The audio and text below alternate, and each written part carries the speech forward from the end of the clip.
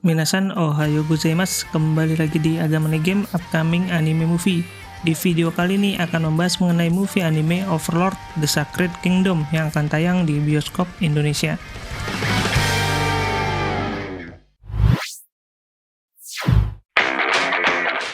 Overlord The Sacred Kingdom merupakan movie ketiga dari anime Overlord yang merupakan adaptasi dari novel ringan karya dari Kugane Maruyama.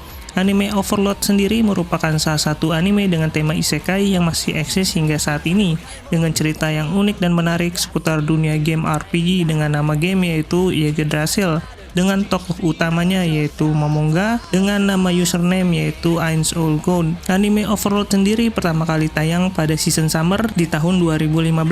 Walau tergolong anime baru, anime Overlord cukup sukses dengan total sudah memiliki 2 movie sebelum movie The Sacred Kingdom ini. Ya, walaupun movie sebelumnya adalah movie recap dari animenya, namun khusus di movie ketiga kali ini, The Sacred Kingdom akan menceritakan dan mengadaptasi dari seri novel dari Overlord volume 12 dan 13, yang mana dapat dikatakan sebagai prequel sebelum episode awal di Overlord season keempat.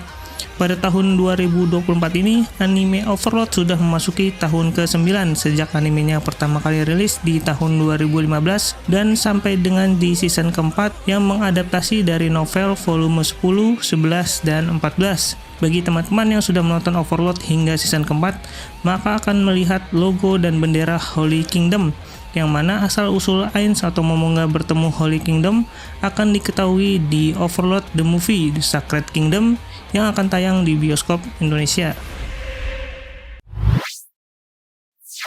Sinopsis dari anime movie Overlord The Sacred Kingdom ini bermula terdapat suatu kerajaan di semenanjung barat daya Estes Kingdom yang terdiri dari ras manusia yang bertahan hidup dari serangan ras demi-human yang dapat menggunakan sihir suci yang dipimpin oleh seorang Holy Queen. Untuk melawan para demi-human tersebut, dibuatlah suatu tembok kokoh yang digunakan untuk bertahan dari serangan demi-human, serta juga warga dari kerajaan Holy Kingdom ini diharuskan untuk melakukan wajib militer. Oleh karenanya, para prajurit Holy Kingdom ini tidak hanya terdiri dari lelaki saja, namun wanita juga termasuk di dalamnya. Suatu ketika, benteng Holy Kingdom diserang secara masif oleh para ras demi-human. Namun para penjaga benteng merasakan ada yang aneh kali ini, karena serangan kali ini begitu besar dan terstruktur, seakan-akan ada kekuatan besar di balik serangan demi-human kali ini. Dan ternyata yang memimpin penyerangan tersebut adalah sang iblis Yaldabaoth. Yaldabaoth sendiri adalah salah satu bawahan dari Ainz atau Momonga yang bernama Demiurge, dan mendeklarasikan dirinya pada saat itu kepada para prajurit Holy Kingdom sebagai Demon Emperor Yaldabaoth. Dalam penyerangan tersebut diperlihatkan kekuatan dari Demiurge atau sang iblis Yaldabaoth yang membuat namanya terkenal ke seluruh penjuru Holy Kingdom, termasuk kepada sang Holy Queen Chacha Besaref.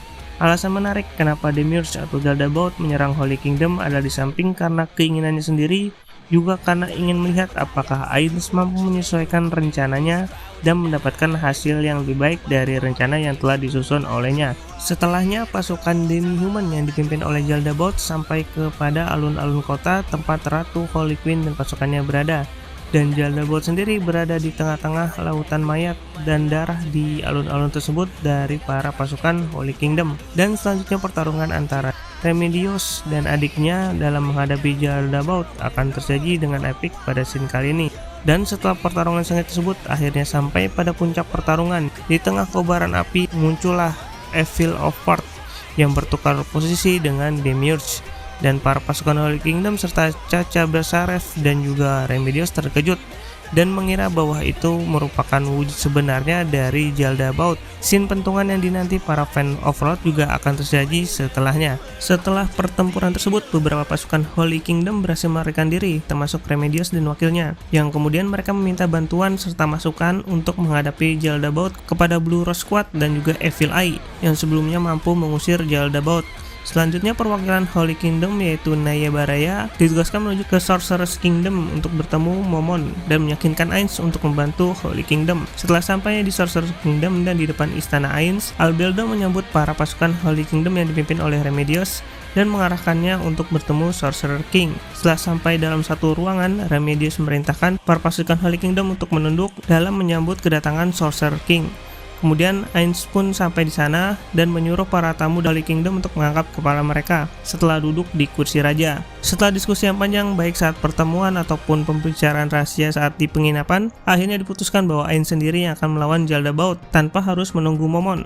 Kemudian Ainz dan para rombongan kembali ke Holy Kingdom untuk menghadapi Jaldabaoth dengan Neya diberikan tugas khusus untuk memberikan pengawalan kepada Sorcerer's King atau Ainz. Setelah sampai di alun-alun dengan berbagai pertempuran melawan pasukan demi-humans, dan Ainz sendiri pun dilulukan oleh para prajurit Holy Kingdom. Dan sampailah pada pertempuran epik yang ditunggu-tunggu, di mana terjadi pertempuran antara Ainz dan juga melawan Evil of Ward, atau menurut para pihak Holy Kingdom itu adalah Jaldabaoth. Dengan hasil awal yaitu Ainz kalah dan dikabarkan mati saat bertempur melawan Jaldabaoth ataupun Evil of Ward ini, yang mana scene kematian Ainz ini diabadikan dalam poster movie Overlord kali ini. Pertanyaannya, apakah Ainz benar-benar mati atau hanya suatu strateginya saja? Oleh karena itu kita tunggu saja di anime movie Overlord The Sacred Kingdom yang akan tayang di bioskop Indonesia, di mana movie Overlord The Sacred Kingdom ini akan digarap oleh studio Madhouse yang selalu membuat anime dan movie Overlord, sehingga tidak perlu diragukan lagi kualitas animasi yang disuguhkan.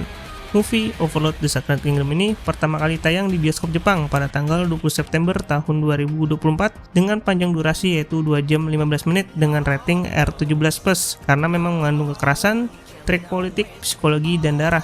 Namun rating tersebut bisa turun tergantung kebijakan daerah dengan memfilter ataupun memotong bagian yang mengandung kekerasan dan kata-kata kasar tersebut. Kemudian berlanjut penayangan di luar Jepang, khususnya di kawasan Asia Tenggara, yaitu di Singapura dan Malaysia pada tanggal 9 Januari tahun 2025.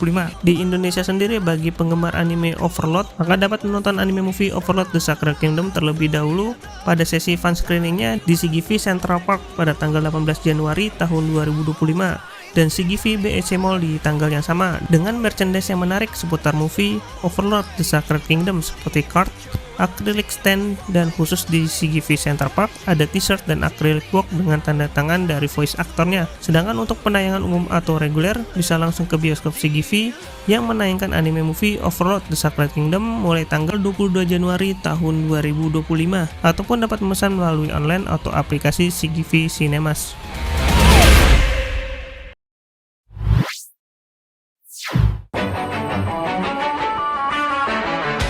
Terima kasih sudah menonton video mengenai pembahasan upcoming anime movie Overlord The Sacred Kingdom yang akan tayang di bioskop Indonesia. Silahkan komentar di kolom komentar, jangan lupa like, subscribe, dan share video ini. Semoga video ini dapat menjadi referensi bagi teman-teman yang belum tahu dan yang akan menontonnya. Akhir kata, sampai jumpa pada video anime movie berikutnya.